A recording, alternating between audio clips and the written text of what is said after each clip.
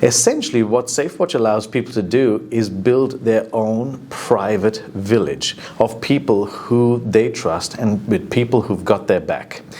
Essentially, what we're trying to do with Safewatch is ensure people are not doing life in isolation. Isolation is one of the worst killers when it comes to people who are struggling for mental wellness. To provide people in one's village insight onto how someone's going. That's essentially how Safewatch works. And it's also based on the principle of the buddy concept, whereby if someone wants to go to a gym, them having a buddy enhances the consistency of them going to a gym, also like having a study buddy. Having a buddy actually is very, very powerful, an accountability buddy. Over 45% of our entire population at some point will experience a mental wellness challenge here in Australia.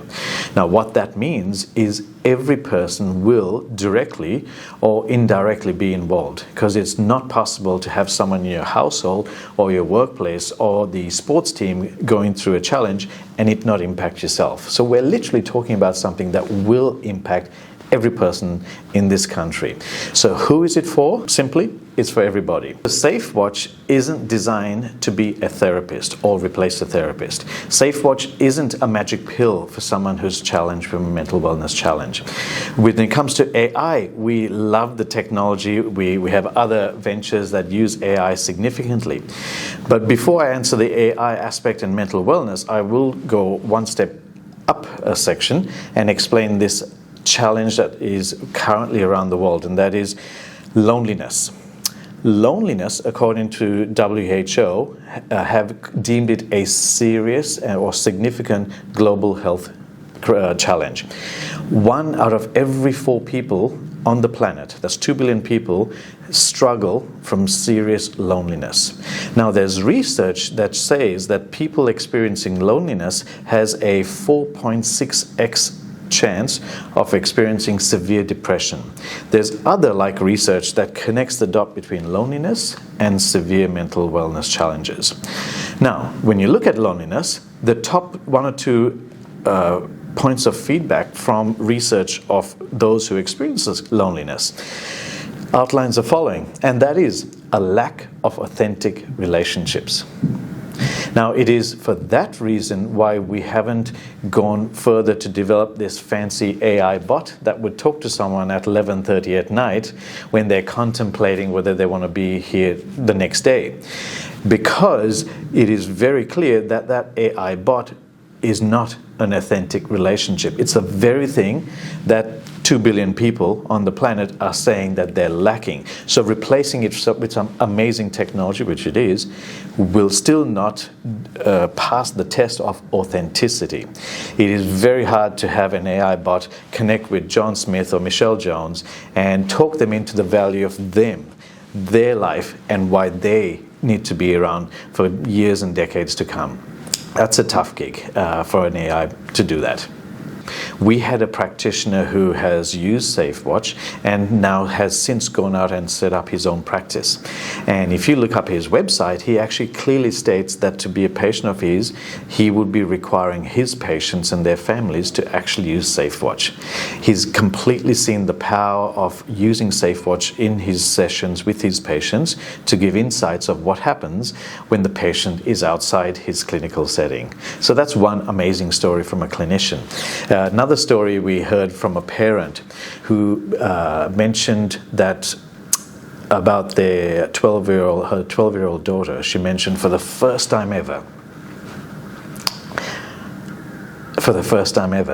I know how my daughter is going. We've actually had some parents come to us and say, wow, I find it hard to connect with my young teenager. It's hard to have a conversation back from them about how their day is going.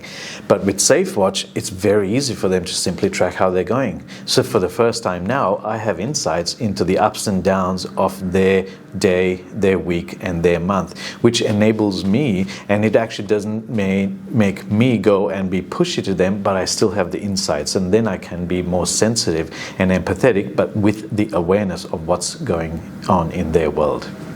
When we set out on this journey, I was fortunate to have someone very close to me turn around and say they would never use Safewatch, and this was in the very first year.